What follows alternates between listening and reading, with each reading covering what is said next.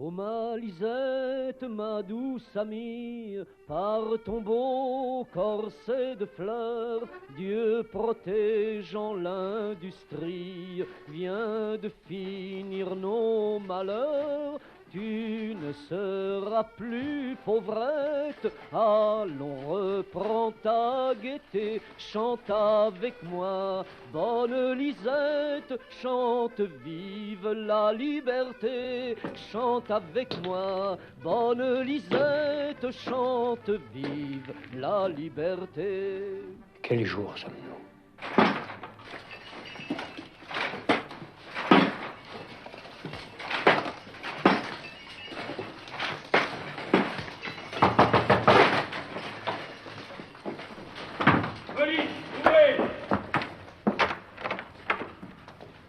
Vous êtes la femme Clément, Marie? Oui, monsieur. J'ai mandat de perquisitionner et de saisir les papiers et pièces de votre mari. Où les tient-il?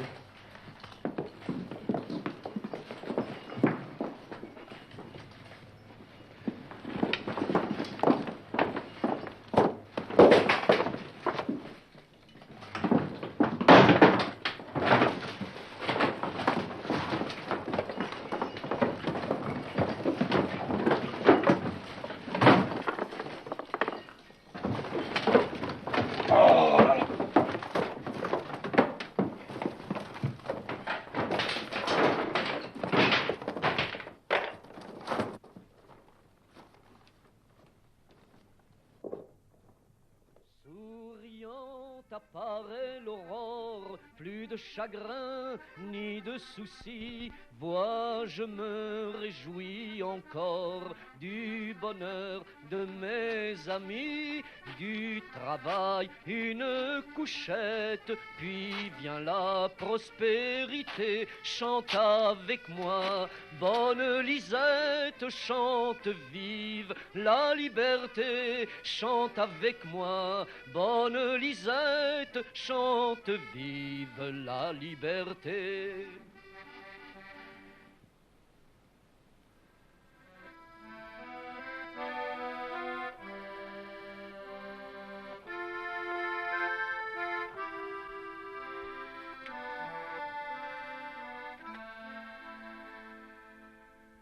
Quel jour sommes-nous? Fin novembre 1834. Allez, marche.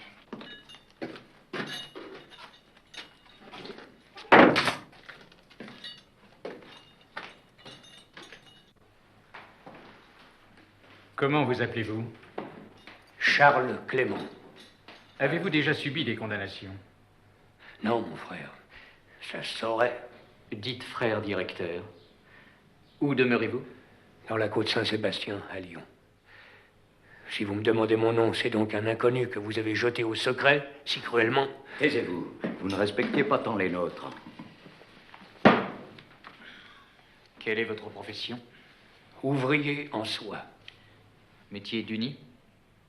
Non, de façonner et de brocart. Êtes-vous marié? Avec 4 enfants. 2 placés, 2 chez moi. Et je demande à voir ma famille. Avez-vous de l'instruction? Je sais écrire, lire, compter. Un peu davantage. Quelle est votre religion? Je suis né et demeure dans la religion catholique. Cela se sait. C'est bon. Signez ici. Vous êtes prévenu d'avoir participé aux révoltes et complots commis contre l'État par les ouvriers de Lyon. Monsieur Félix Populus, juge délégué, instruira votre cas. Vous aurez à répondre à ces questions. Je n'y répondrai que rapproprié et convenablement vêtu, pas comme ça. Il me faut également une geôle avec du jour, et ce qui m'est nécessaire pour composer ma défense. Puis-je voir ma famille? Non. En tant que prévenu, vous ne pouvez recevoir aucune visite. Alors il me faut attendre d'être condamné pour les voir. Condamné, oui. Ou bien libre. Votre régime sera celui de la ration légale. 750 grammes de pain, à 3/4 de froment, 1/4 de seigle, 1,5 litre de soupe par jour. Les lundis, mercredis, vendredis et samedis, 1,5 litre de légumes en plus. Tous les suppléments sont payants. Pour la propreté, l'administration vous fournira un peigne à démêler, une brosse à nettoyer le peigne, une brosse d'habits. La barbe tous les dimanches. Les cheveux tous les 2 mois. 3 grands mouchoirs.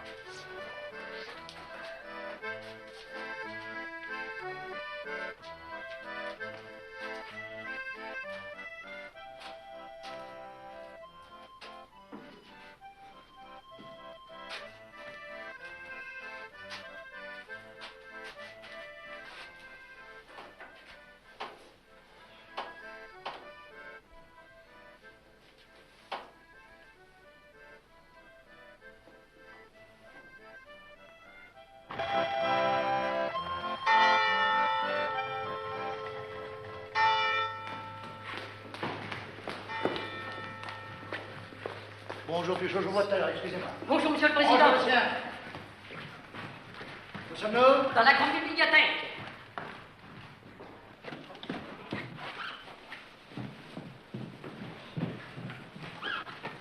Monsieur le Président, Achard Jeanne. Bonjour, messieurs. Je vous en prie.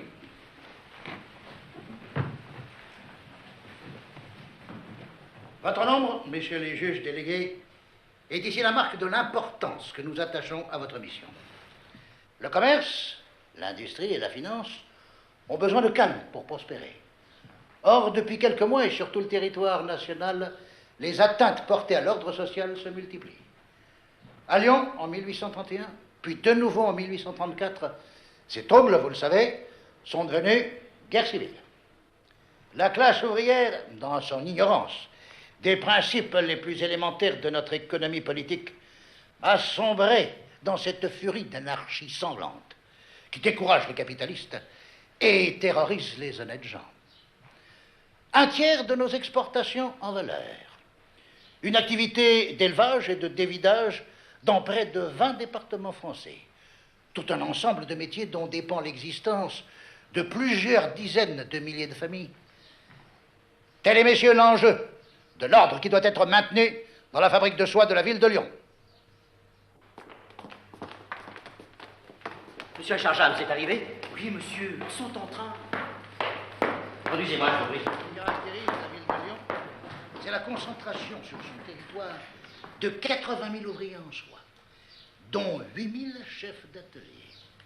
C'est cette sorte de mono-industrie qui favorise si dangereusement la compréhension par l'ensemble des ouvriers de la fabrique du sort qui les lie. En 1831, messieurs les juges, 400 morts, hommes, femmes et enfants. En 1834, 500. Et chaque fois, des destructions grandissantes. La paralysie du commerce. À Paris, la Chambre des Pairs, érigée en cour de justice, entendra et jugera ceux des 280 prévenus lyonnais quand votre âme et conscience vous aurez décidé d'inculper. Tel est le souhait de Sa Majesté Louis-Philippe Ier, roi des Français. Telle est la politique du ministère, telle est la volonté des chambres. Maintenant, messieurs, vous le savez, il existe dans cette affaire plusieurs interprétations des faits. Pour ma part, après avoir entendu les plus hauts fonctionnaires et magistrats de cette ville, j'en suis venu à la conclusion que les 2 insurrections lyonnaises, celle de novembre 1831 et celle d'avril 1834, ne peuvent être comprises l'une sans l'autre. Elles sont les 2 parties d'un même fait. L'action et la réaction. Je vous demande, messieurs, d'y penser. Je vous remercie. Fusion entre les coalitions politiques et les sociétés aussi les faits de Lyon. Je ne vous ai confié qu'un seul cas, mon cher Populus, mais n'y voyez aucune marque de défaveur, bien au contraire. J'attache la plus haute importance à votre dossier. L'inculpé, Charles Clément, est un chef ouvrier qui a joué dans cette affaire un très grand rôle. Lui et d'autres comme lui. Quand le préfet du Rhône déclare que tous les faits de Lyon se rattachent à la situation de la classe ouvrière, il veut dire qu'aucun de nous ne peut plus désormais ignorer l'aspect politique que cette situation imprime. À bientôt, mon cher Populus. Ce Clément, c'est un homme de caractère. Avec lui, la meilleure des armes, c'est la franchise.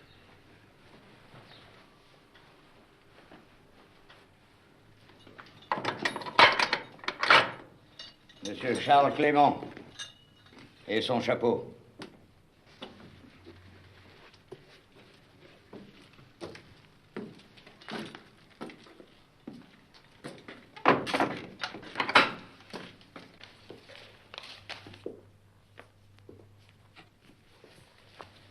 Votre père, Antoine Clément, était domicilié à la Croix-Rousse, au numéro 5 de la rue des Fossés, à Lyon. Oui, monsieur. Il était tisseur. Oui, monsieur. Deux mécaniques. Votre mère, demoiselle Lavallée Marie, native de Vèze, travaillait avec lui? Oui, monsieur. Elle est décédée, j'avais 12 ans, à mon entrée en apprentissage. De lanceur? Non, de tisseur. Quand les mécaniques Jacquard sont arrivés chez nous, j'avais 7 ans, on n'avait plus besoin de moi. Et de 7 à 12 ans? Je suis allé à l'école. Asseyez-vous.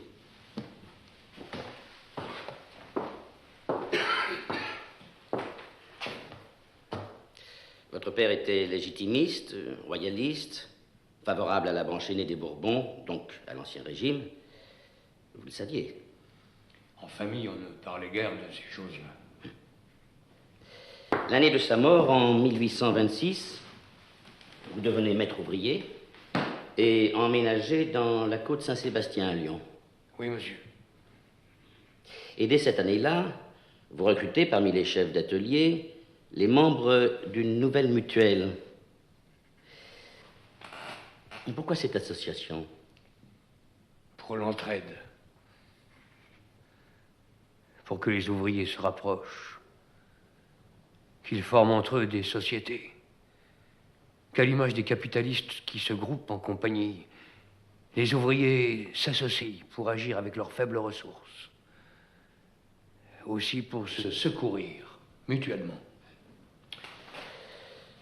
Vous recrutez donc, mais dès le 6 avril 1828, au café Missilieur à la Croix-Rousse, les statuts que vous proposez sont repoussés dans un effroyable charivari. C'est écrit là. Pourquoi? Certains prétendaient que je ne tenais pas tant à améliorer le sort de la classe ouvrière qu'à chercher la célébrité ou la fortune. Il y avait eu conspiration tramée contre moi. Des mensonges. Votre échec n'est-il pas plutôt lié à la prospérité de la fabrique, en ces années de calme? Une prospérité qui valait pas pour tout le monde. Nous n'en recevions que des miettes. Et encore.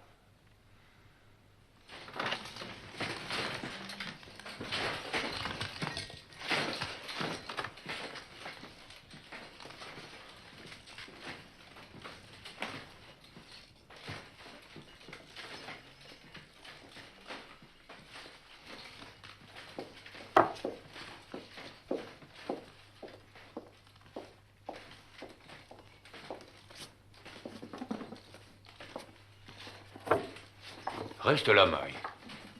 La hure, s'il te plaît. Ouais. Alors, pour 30 tonnes, de velours façonné cramoisi moyen, point 38, 22, portée. Reçu de monsieur Fléché en complément d'un premier versement déjà effectué, 90 francs, remis au compagnon Lahure Raymond la moitié de cette somme, soit 45 francs.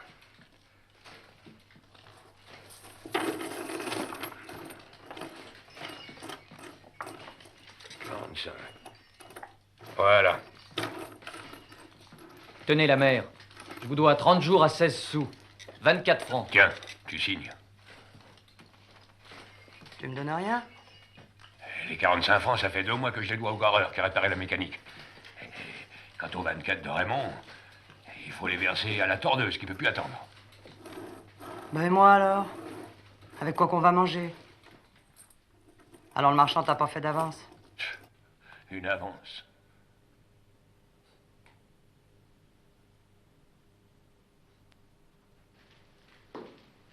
Dimanche et fête ne fera qu'aux fins de pièce seulement. 18 heures travaillera même les nuits pareillement. Tous les métiers tu monteras.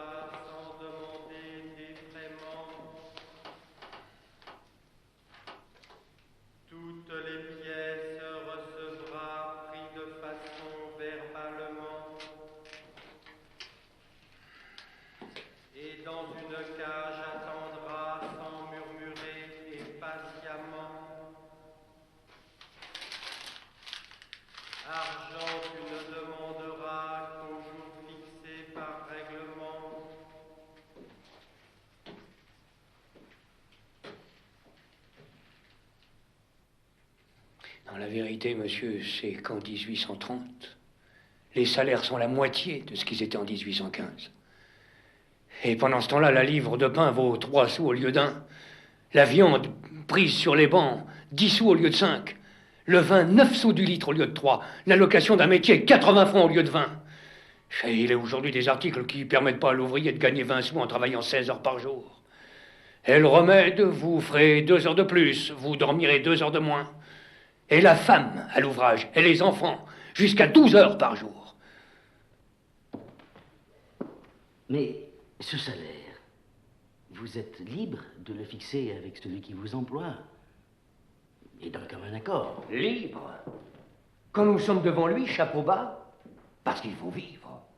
Parce que tous les jours, il faut du pain. Le négociant, lui, peut attendre. Sa fortune ne mange pas. Si l'on augmente vos salaires, les prix monteront. La vie sera encore bien plus dure pour ceux qui n'ont pas d'ouvrage. Les prix monteraient moins si les négociants se contentaient de 20 ans pour faire fortune, au lieu de 10, ou même beaucoup moins. Et puis, si vous vous estimez mal payé, personne ne peut vous empêcher d'aller porter votre travail ailleurs. Pourquoi pas? Parce que nous sommes lyonnais, monsieur, et tisseurs. Parce que de promesse en promesse et de course en course, on finit par accepter des salaires de mendiants. Parce que certains, parfois, paient moins mal. Ah, vous le voyez, il est de bonnes gens partout. Tandis, et même qui sont touchés de pitié, et reconnaissent le besoin d'augmenter le prix de la main-d'œuvre. Mais bientôt ils se reprennent, parce que si nous augmentons vos salaires, disent-ils, nos compères ne seront pas obligés d'en faire autant.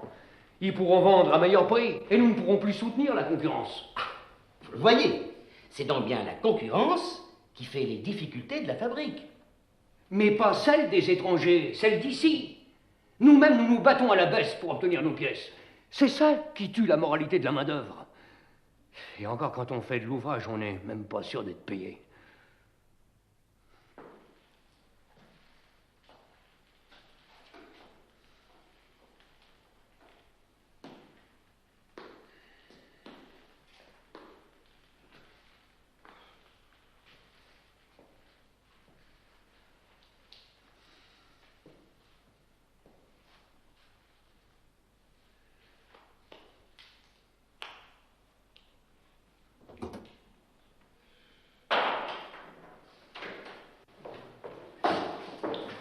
Une offre à tisser, une pièce de lampard. Pas vous, Boulard. Julien. Voyez mon collègue. Monsieur Martin, j'apporte la tirelle. La commande pour monsieur le comte de Bayeux. Ah oui, celle-là, nous n'avons plus la commande. Monsieur le comte s'est récusé. Comment récuser? Oui, il s'est ruiné aux cartes, on l'a saisi. Mais qu'est-ce que vous voulez que ça me fasse à moi? C'est pas à lui que j'ai affaire, c'est à vous. Alors, on va pas vous acheter quelque chose qu'on n'a pas à la vente. Et puis, de toute manière, on n'avait pas encore beaucoup tissé, le mal n'est pas grand. Comment pas grand? 15 jours pour monter le métier, on laissait les cartons, 60 francs d'ustensiles, une perte de plus de 2 mois de salaire, vous dites que le mal n'est pas grand? Pour vous, sûrement pas. Mais on verra ce qu'en diront les prud'hommes. Les prud'hommes.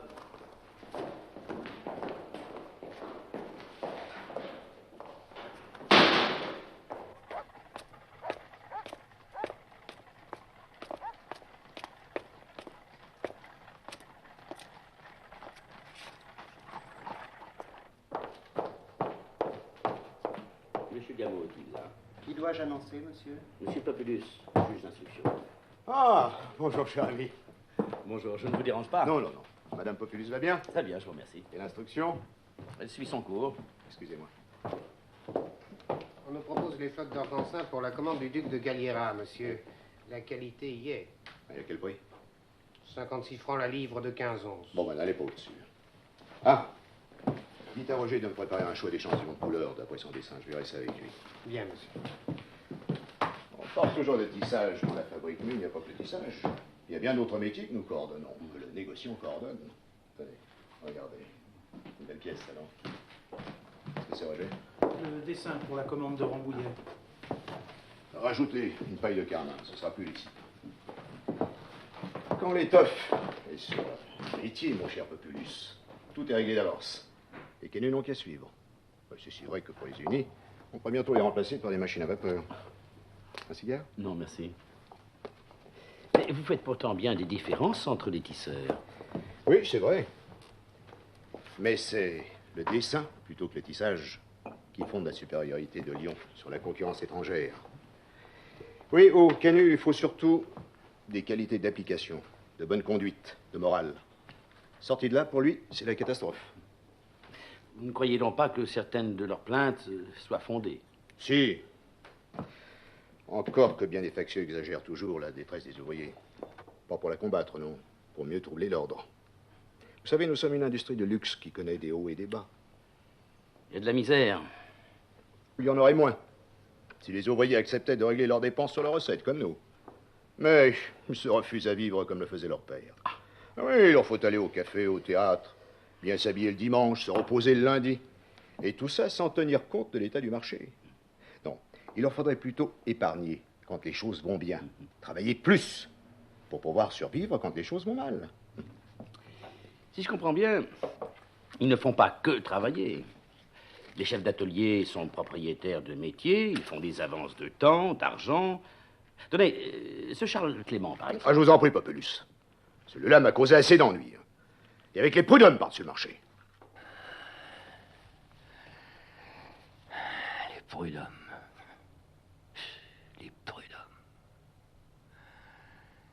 Et les prud'hommes, parlons-en. Fallait vraiment que je sois poussé à bout pour y aller. Pourquoi? Parce que les marchands y ont la majorité. Ils y sont à la fois juge et partie. Je croyais que le cas avait été tranché en votre faveur. En ma faveur.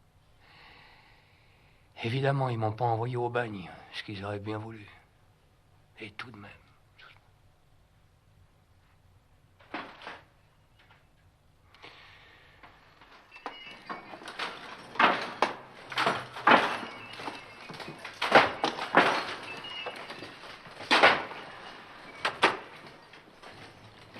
Alors?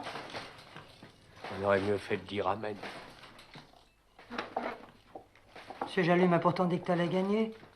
Au bout de 3 ans, et 7 séances de renvoi, 40 francs qu'il a dû me donner. 40 contre 200 qu'il m'a fait perdre. Et puis à la sortie, il avait baissé. Cette fois, on l'avait prévenu, celui-là. C'était les 40 francs à lui donner tout de suite, ou l'huissier à saisir mon métier.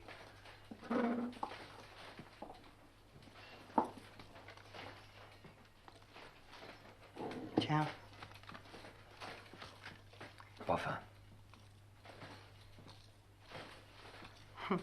C'est tant mieux. Parce que c'est tout ce qui reste.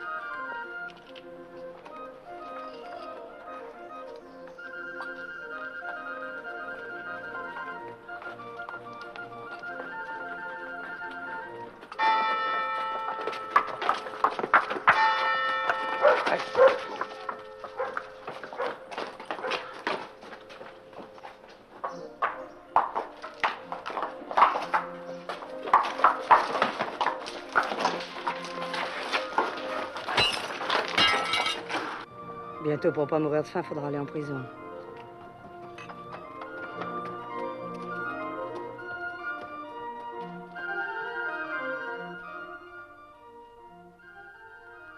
Et le préfet? Pardon? Oui, le préfet. Il vous défendait. C'est vrai, nous le pensions. Bon, étant préfet du Rhône, je suis, monsieur le député, responsable de l'ordre public. Il y a d'autres moyens pour faire régner l'ordre que celui que vous proposez. Lesquels? Pensez-vous qu'il soit prudent de faire porter la misère au désespoir par des cruautés?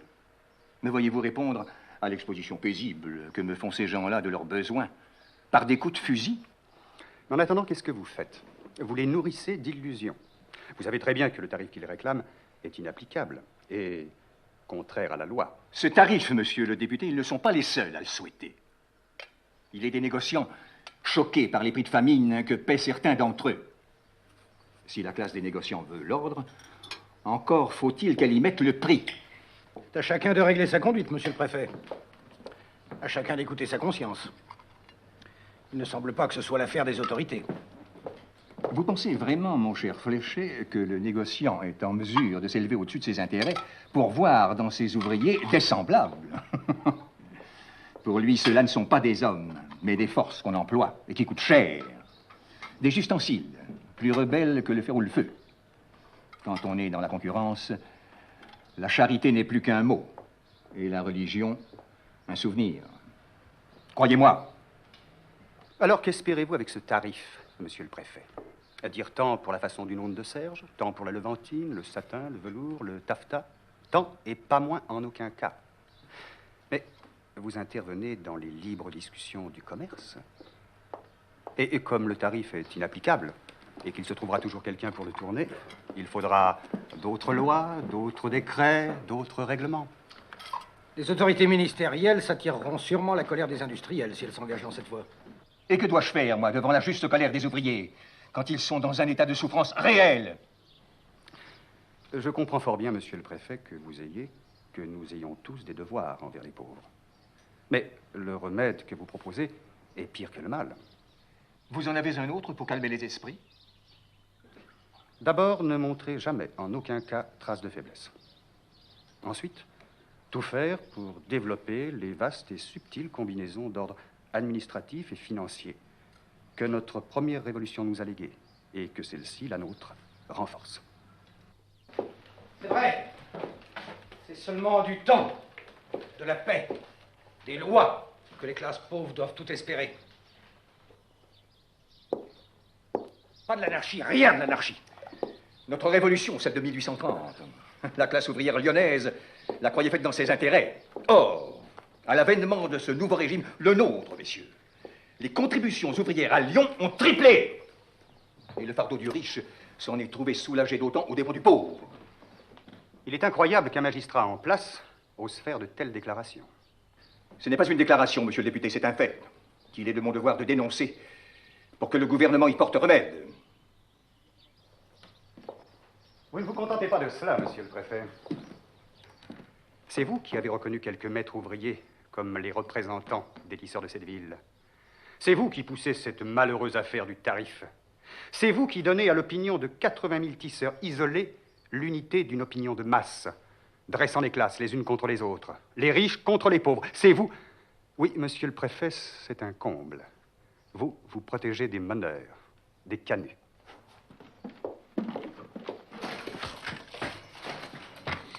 Mais enfin, il y a des abus tout de même. Des abus. Oui, il y a des abus. Mais il y aura toujours des riches et des pauvres. On a changé quoi avec la République? On a changé quoi avec l'Empire? Des noms, des titres, les couleurs du drapeau? Les abus sont restés, Clément. La misère. De toute façon, on ne peut pas forcer les maîtres à travailler sans profit. Il n'est pas juste qu'ils donnent des salaires inférieurs à nos besoins. Et vous croyez que votre tarif va abolir les fortunes? Et nous ne voulons pas abolir les fortunes, Bujol. Nous voulons leur ôter les moyens de nuire. Nous voulons une loi sur les salaires. Nous voulons que le droit de vivre en travaillant soit aussi sacré aux yeux du riche que le droit de propriété aux yeux du pauvre. Bon, vous allez dire l'aune de velours en 22 pouces de large à 2 francs 25, pas moins, et payé au canut. Et vous savez bien, Clément, que les prix augmentent. Et au bout de 6 mois, ce sera pareil qu'avant, ou bien pire. Personne ne peut changer les ouvriers en maîtres. Et puis, il n'y a pas que ça comme abus. Il faut changer tout d'un coup, ou rien. Non pas, Bujol, non pas. Ce qu'on veut, c'est que capital et travail aient chacun leur juste part. Que le chômage, que la maladie, que la vieillesse démunie soient plus les fléaux qui sont. Que vivre soit plus seulement pour nous ne pas mourir. Et tout ça, Bujol, nous allons le dire dans un journal qui va paraître tous les dimanches, à compter du 30 octobre 1831. Voilà. Dimanche prochain. 6 francs pour 6 mois, 11 francs pour l'année.